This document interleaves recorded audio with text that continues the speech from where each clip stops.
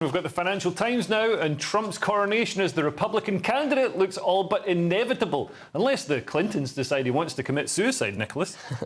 Donald Trump wins New Hampshire primary, but Nikki Haley vows to fight on. So the Republican primaries was already fait accompli, or a done deal, after Iowa. Now this one has sealed it. Nikki Haley, surprisingly, has not bowed out yet. Maybe she wants to go down to South Carolina in about 2 or 3 weeks' time, get some delegates there, and maybe trade it off for some position in the potential future Donald Trump administration. But Trump has already made history, no matter how this goes, because he will be the first U.S. president, or the first candidate since the times of FDR, Franklin Delano Roosevelt, if he wins eventually, to have won 3 presidential terms. How about that?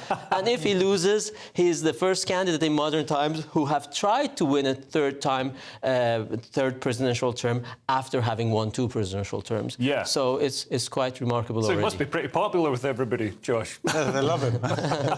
Well, you know what? Democrats want him to win the nomination because that's what's going to galvanise their base. And actually, there's a lot of evidence that Nikki Haley appeals to those centrist voters. Well, she's 17 points ahead of Biden in the polls. I mean, Trump is also ahead, but only by 2.9 points. So, I mean, do you think the Democrats are playing a dangerous game by trying to manoeuvre Trump into position? They're playing a very dangerous game, but they're playing a dangerous game by even having Joe Biden on the ticket. Yeah.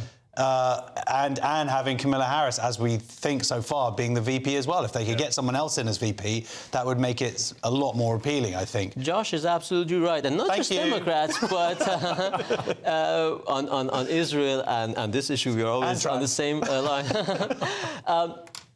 Not just Democrats, but legacy media do not quite know what to do with this, because on the one hand, they want Trump so badly because it gives them viewer figures, it makes people tune into whether it's the CNN or New York Times. But on the other hand, they claim Trump is Hitler. If Trump is Hitler, you certainly must get behind Ron DeSantis, that you mocked relentlessly, or Nikki Haley, that, again, they're not behind her, because they do want Trump, because they think that Trump, first of all, gives them viewership, and secondly, they think with all these legal cases they have trumped up for Trump, they are more likely to beat him in the elections. Yeah.